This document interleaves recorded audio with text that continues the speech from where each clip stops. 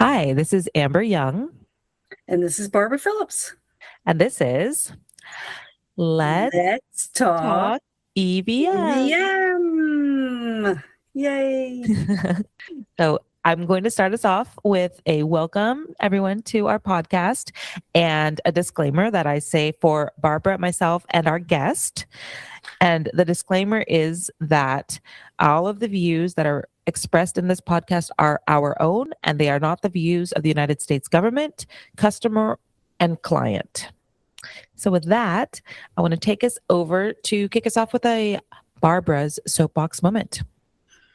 Well, Amber, as a matter of fact, I do have a soapbox moment. I'm just going to keep it to a minute or two today. But what's been on my mind today is sometimes I've heard of requests for waivers. What is a reasonable justification for asking for a waiver when the criteria for EVM has been met, or EVM reporting has been met? The threshold, the risk, the period of performance has all been met, and yet the project also possibly has already been reporting for some period of time, perhaps half the period of their project, and yet they're asking for a waiver in order to fill in the blank. Why? Well, perhaps we could discuss that. Okay. A little bit of food for thought on that, too. Some of my sage mentors have often asked, if you ask for a request for a waiver, what components of EVMS would you not do just as general good project management practices? So think about that. What is that above, burden or cost? It's just. Would you choose to not have a schedule? I mean, would you choose to not do risk comes management? Back to people not wanting, projects not wanting help. We're the government. We're here to help. No. They don't want anybody in their knickers. They don't want anybody looking over their shoulder. They don't want anybody to know how their project is going. That's my opinion. That's different than earned value management, though. That's oversight versus best practice management, which I believe earned value management is. So, yeah. Yes. Okay. All right. Well, with that, I think we can introduce our guest. What do you think, Barbara? I think it's time. Okay, here we go. So today we are very excited to bring you our esteemed guest, Craig Hewitt. He will introduce himself in a moment. And the topic we're going to be talking about today together is optimization versus elimination. So we're excited to get into that. So turn it over to Craig. Please introduce yourself. Great. Hey, thanks, Amber, and thanks, Barbara. So Craig Hewitt, I'm with CT Hewitt Consulting. I've been in the industry since 1980. I started my career at Hanford in the commercial nuclear business. And from the various positions that I've held over the years, which include finance and financially controlled inventories, budget with the Department of Energy. I have project management background, earned value management background, and I've performed several reviews, both with clients and with the government. So that's just a little bit about me. Very good. Thank you, Craig. And for the audience, Craig and I have worked together on several reviews. So I've had the esteemed honor of working side by side with Craig. All right. So for today's topic, I'm just going to kick us off with a few questions.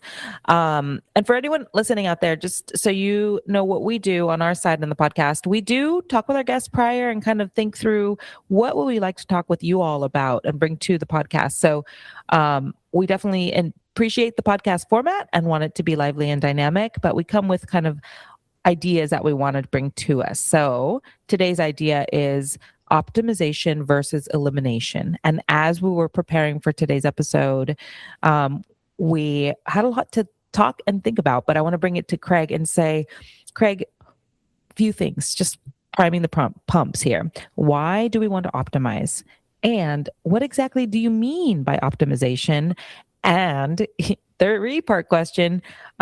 What is the problem statement that we're circling around with this concept of optimization? Great question. And right now we're in interesting times. There's a move on to streamline and produce product faster, whether it's project completion, whether it's a product at a national lab. And so that has bred some thinking that really has led to a desire to either increase the threshold significantly and or do away with certain oversight and rewrites of certain, if you will, governing regulations or requirements, most notably in our industry, 413. So the problem that I think we'll face if we go the route of elimination of oversight, an increase of thresholds, and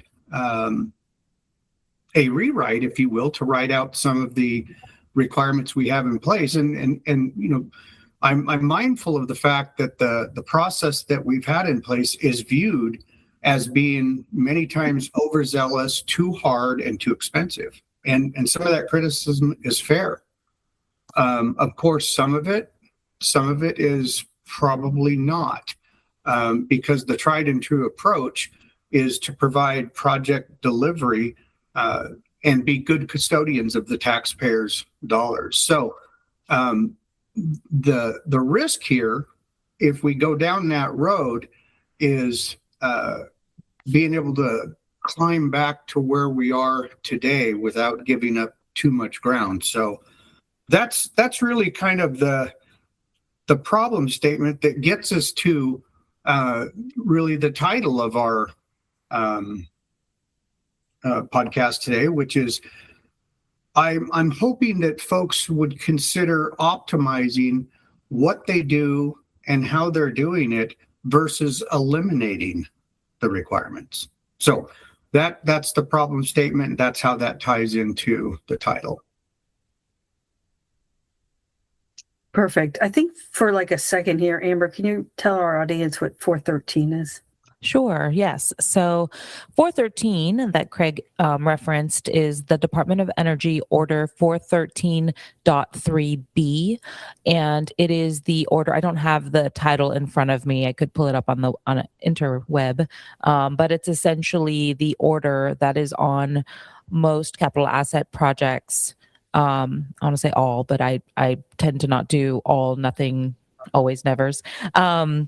But it's on capital asset projects for the Department of Energy, and it outlines the requirements for essentially earned value management, and it invokes the FAR clauses that have the requirement for earned value management at certain thresholds. And those thresholds, like Craig is saying, are coming into question and somewhat changing. We've seen that throughout time. I know in I started working in earned value management in 2013. So in my 13 years in EV, I know I've seen the thresholds changing across Department of Defense, Department of Energy. So they do change through time. I think NASA just changed them as well from 20 to 50, I believe, somewhere in that order. So the order outlines the life cycle of the project, the different gates, the critical decisions, 1, 2, 0, 1, 2, 3, 4, and the earned value requirement that really kicks in at critical decision 2.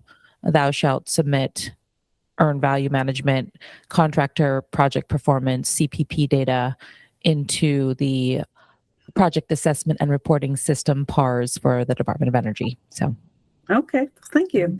Yeah. I think one of our first questions, Craig, was about how executives have on occasion asked you, hey, what other tools than EVM can I use to understand the cost and schedule and technical performance of my project? Yes, they have. In fact, the popular phrase is EV is just one tool in your toolkit. And when I look around in my toolkit, I'm not seeing other approaches and other tools. Certainly, it gets bantered around, but the reality of it is earned value is so fundamental to the reporting and the metrics and the structure of a project or a program that without it, you wouldn't really have any other tools. I mean, if you look at the very basics of scope, schedule, and budget, right? You have your work breakdown structure. You have your estimating processes. You have your schedule, and then you have outputs of all of those products. So when I look around and having been asked that question before, I don't have an answer of what other tools there are in the toolkit. However, I would offer this, and this is an important distinction in the optimization versus some of the other things that get thrown around, and I'll throw out three. There's, of course, tailoring, there's graded approach, and then there's scalability. And those all have very distinct arenas that they are applicable to. So let's just take tailoring first. Tailoring is specific again, and as Amber has pointed out, the DOE Order 413 describes tailoring, but it does not mean the omission of requirements. What it means is finding a different way to meet those requirements. Okay, so that's tailoring. I think before you get to the next one, tailoring, I think that I found myself arguing in recent weeks about, how a project by definition is unique.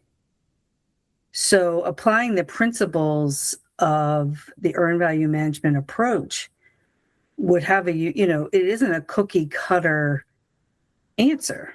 It has the tenets, but I think that's tailoring, right? You have to meet the project where it is, and ensure that you've got those things in place. So anyway, you were going tailoring, and then the other two. Sorry. Well, and the key operative with tailoring is it does not mean the omission of requirements. Right. Don't eliminate the requirements. You just find another way to meet them. And so, right, each project is different.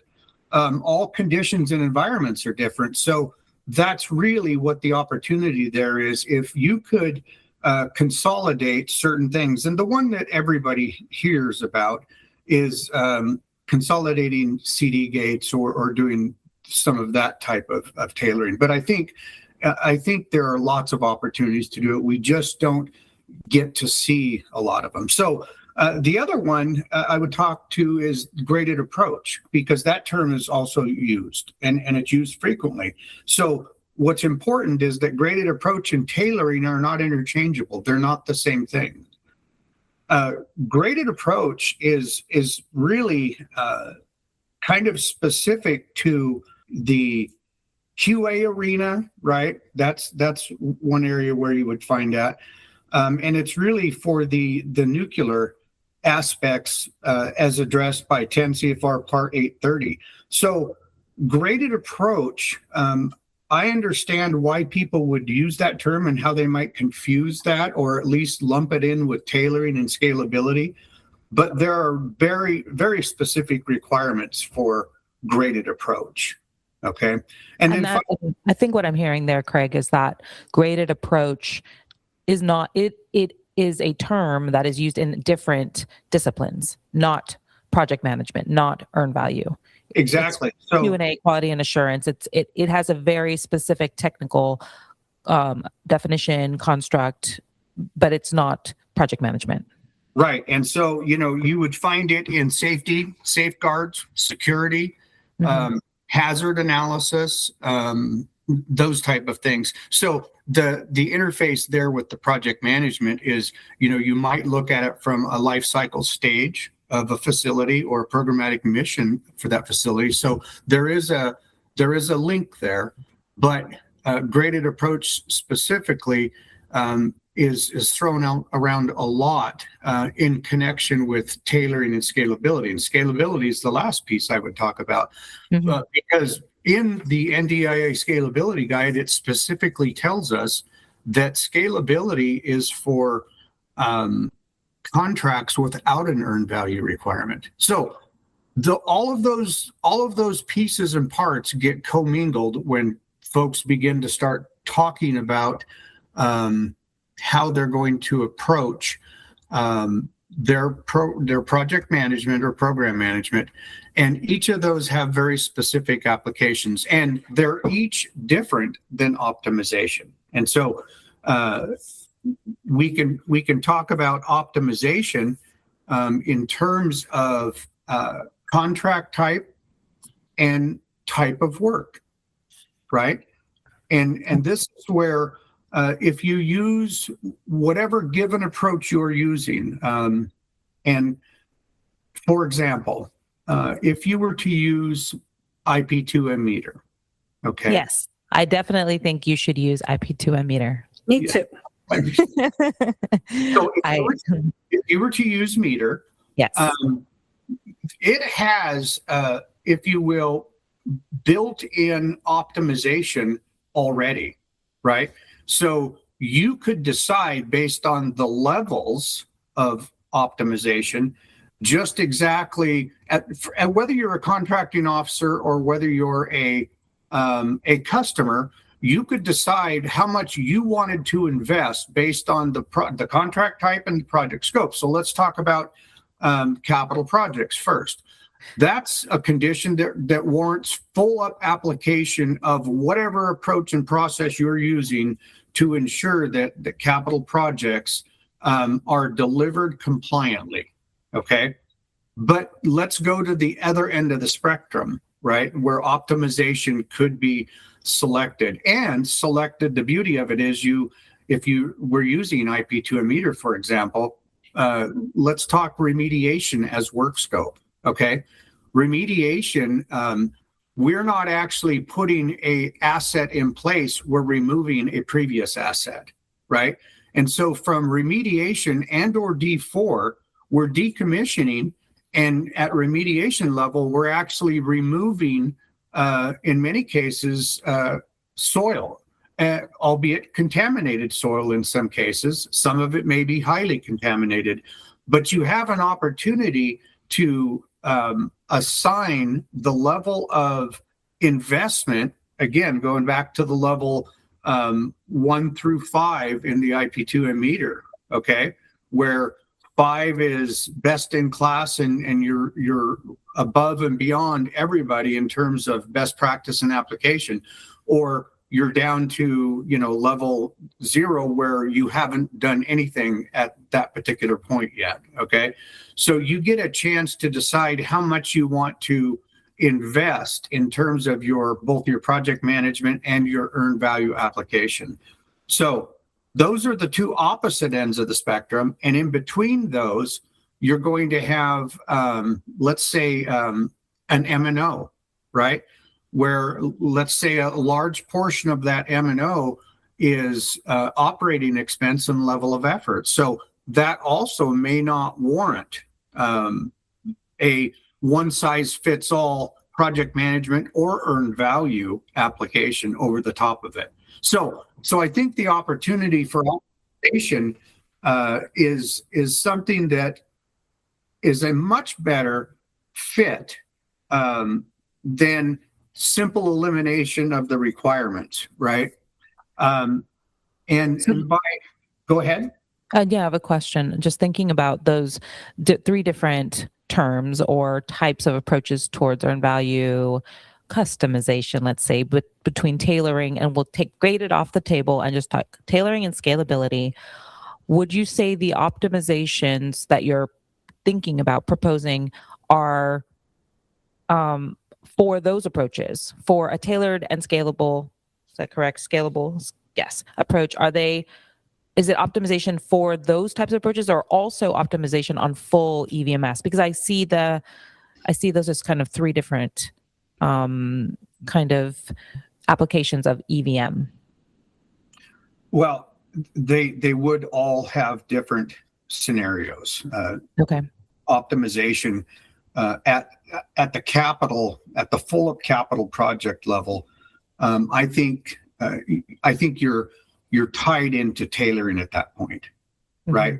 Because that's a full up requirement. So you're going to have to meet all of the requirements and be compliant with the full up capital. This is where, in the past, we have received congressional criticism as an industry, because the capital projects, right, are very rigorous and disciplined, and Congress has said, okay, that's great, but 80% of your stuff's walking down the road without that same rigor and discipline, right? So that's a recognition that the process that's in place for the capital projects, again, is tried and true, and it brings projects in, hopefully within the department's, plus or minus 10% on budget and schedule. So, and then scalability, again, is on the far end where there are no earned value requirements. So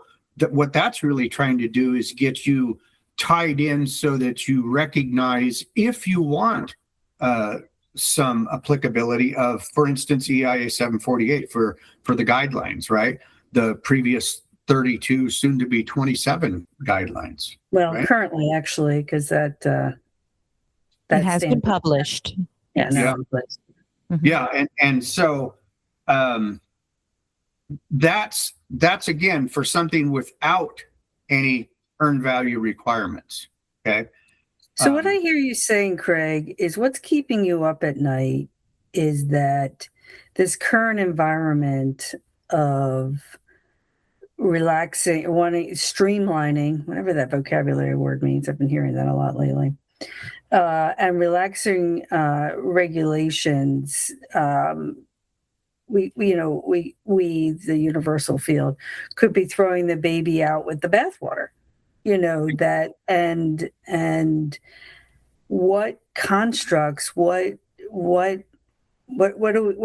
tools in our toolkit do we have to limit, something that will take us back to the Stone Age. Sorry, I said that.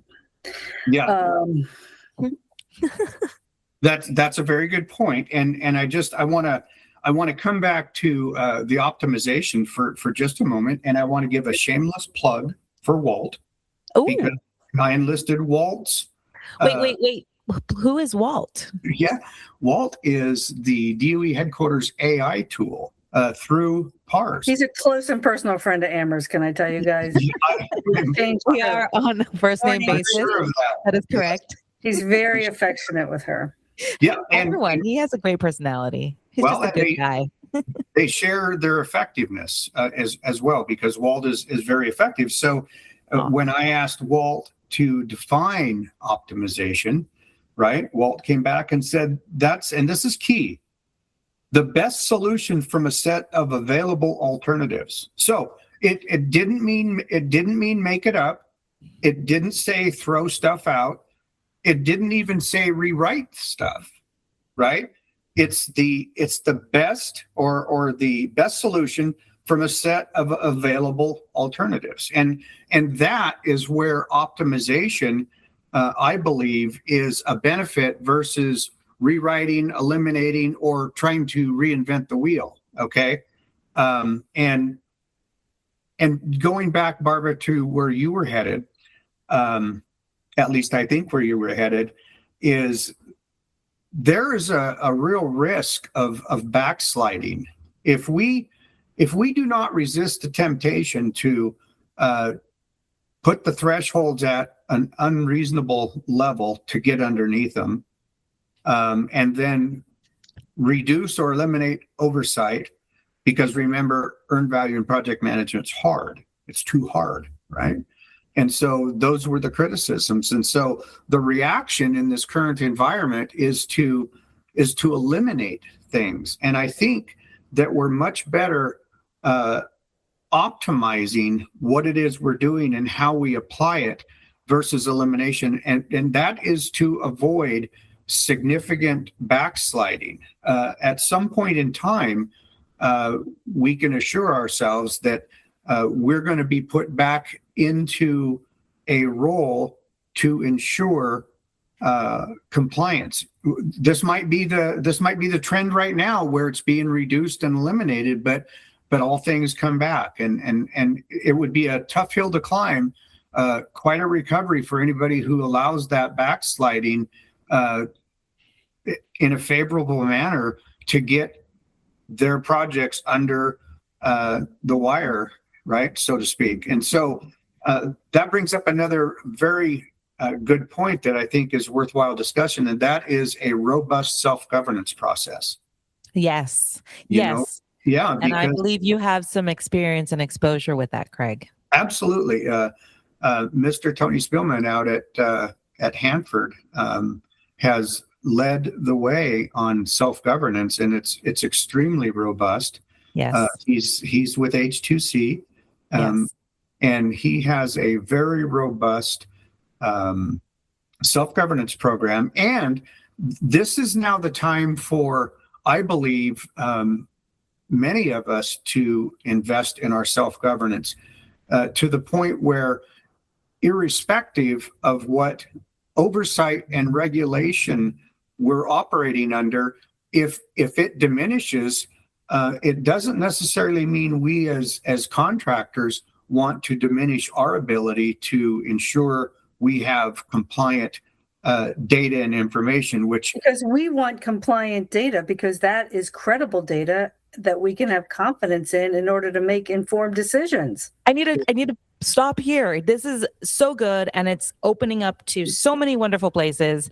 But I know we're getting close on our time, so I'm going to take us one more place, Craig, and then see if you want any other closing thoughts on optimization. And then I have a few little announcements. But the place I want to take us, because we're talking now about self-governance, we're talking about Tony Spillman, we're talking about data, we're talking about compliant data, and I am going to give a mega shout out to Craig Hewitt as the father of the term CAC-RAC. And I want to say for everyone that I was in the EVM Practitioner Forum last October 2025, and Mr. Tony Spillman was presenting. And on his presentation for the self-governance, there was a beautiful image of CAC-RAC with pillars. There were pillars and a foundation, and I have it on my leg. I know. I'm building the suspense, and it's. Okay. I put a post on the LinkedIn about CAC-RAC, but I would love Craig to give us a little bit of what is CAC-RAC, because I think it's truly foundational. Great segue, because that's exactly where I was headed. Right, and the trigger words were data and information. Yes. Right. So data and information. I believe that it's incumbent upon all of us at any level. The company size doesn't matter. The industry doesn't matter. The supplies and over the years, I have tried harder than anybody else to shoot holes in this, but I haven't found any holes in it yet. And so all data and information should be current, accurate, complete, repeatable, audible, and compliant. CAC-RAC. CAC-RAC, yes. CAC-RAC. Yes, and our good friend Carol Urschel, back in the days, do you remember Karen? I never had the pleasure of meeting her. Okay, but you've heard. Yes. So yes. The first time I brought this up, Karen, she made she said it's got to be a bird sound. So she made a bird sound. How cute. That's kind of like a crow. He's not even a pretty bird. Oh, yeah, wow. So I feel like I'm in the inner circle now with this insight into its art. Yeah, and I think back in the day, I actually put an image of a big bird out there for Karen, and she saw it in a subsequent presentation. But the idea behind CAC-RAC is, if your data is not current, stop. Don't go to the next piece, right? And so when your data is current, now make sure it's accurate, right? And if it's accurate, make sure it's repeatable, because one-off processes don't do anybody any good, right? And then current, accurate, complete, repeatable, audible, that will get you 99% of the way to compliant, right? If you've done those things. And so if back when this was first presented, it showed all of the oversight, and I had a slide where this umbrella, and it was raining down regulations and orders and guides and policies. And so there's an ocean of all of that. And I remember Paul Bosco standing up at the presentation, and he turned to the audience, and he had this epiphany moment, right? And Paul Bosco is Paul Bosco. Paul Bosco, yeah, Paul Bosco used to run the PM, project management, Department of Energy's Office of Project Management. Yeah. Right.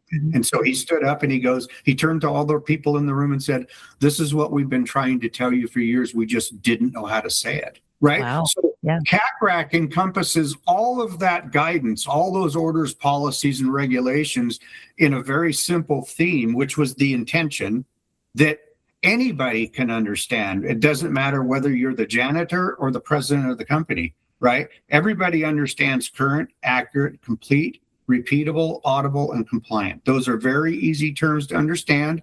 They're very common definitions. And so in a perfect world, right, all of the regulations and orders and guides that we would delve into to try to find, is this contract performing, right? And I will tell you that on my invoices for CT Hewitt Consulting, it's CACRAC certified. And I like that. Yes. Yep, and I've had that on since, and it's only fair. If that's what you're going to espouse, then you better hold yourself accountable to the same level, right? But then my question is, who granted the certification? Exactly. The owner. Well, That's wonderful. It's true. Yep. It's tremendous. you have Wonderful. your Amber's amblings. I have some Barbara's babblings too. So Ooh, Barbara's a babbling brook. I love it. okay, so where are we? Go Okay, ahead, I'm just one He's in charge, ambling, Craig. and then one amble. Then I have some shout outs, and then I guess we'll have some babbling and close it out. We'll pass for final thoughts from Craig, and then we'll close it out. So my amblings are just optimization. I think it's great for anyone who's listening, like kind of live as we drop. Today that we're recording is the day that episode 13 dropped. And I was born on the 13th. So for me, it's a very lucky number. So a lucky 13 dropped. And in it, we talk about optimization, that I then hearkened back to a previous episode where Barbara brought up optimization. So it's kind of a running thread in this podcast for the past few weeks. So Craig did not even know that we had brought up optimization in our most recent podcast. So that's a running thread that we're kind of weaving. I think that's really wonderful. Then I wanted to give a plug for Craig has a newsletter called the FCOG Practitioner. And I highly recommend anyone reach out and try and see if they can get that. We might be able to put a link in our description on Spotify and Apple Podcasts. So the FCOG Practitioner is EVM News. Maybe Craig wants to talk that a little bit. Then I wanted to say, everyone, feel free to go to our website. It is our name spelled out without any punctuation, letstalkevm.com. And on letstalkevm.com, you can contact us. There's a form there if you want to reach out, nominate someone to be a guest. That'd be super fun. Or ask us if you'd like to be a guest. Definitely taking anyone who's interested, reach us there. Or you can leave feedback and have a conversation on the LinkedIn group channel. So a lot of ways to reach us. And the last thing I want to say is I really want to appreciate and send thank yous to all of our guests thus far that we've currently had and that we will have in the future, that we have lined up. And I also want to reiterate that, yes, to this day, we are making good on our word. We do cold call our guests. we do. Let's see if Craig will confess to that. Craig, did we do? Yes. What do you say to that? Yeah. I can confirm that.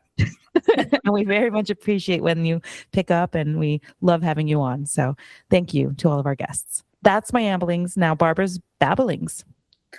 Well, I'm skipping it now. No, please. All right. What I was going to say is that earned value itself is optimization of the work.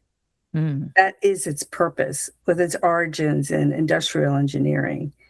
You plan the work to get it done in the most efficient manner in terms of cost and schedule. And when it doesn't work, you reset it. It is optimization. That is its purpose, is to optimally complete the scope. And with any luck, it's within the bogey that you set at the beginning. Sometimes it is, sometimes it isn't. And earned value will help you track and get it back on course, whether it's changing the scope, changing the budget, or changing the schedule. But it is the purpose of earned value, of project management, really, for that matter. Peace. Yeah, and I would add to that, Barbara, that without earned value, you have zero chance of optimization. Ooh. You're invited back. Yeah, come back. Talk more. Well, I had a great time. I appreciate it. I did thoroughly enjoy it, and so We did too. I hope that your other guests are equally surprised by the joy of getting a chance to talk about the things that we're passionate about, and because many times it's all at work, and you don't really get a chance to express a lot of the thoughts or opinions that you have. And so thank you very much for this platform and getting to do that. Thank you. Thank you for being here. All right. Well, that's it then. I'll wrap up. Thank you from Let's Talk EVM.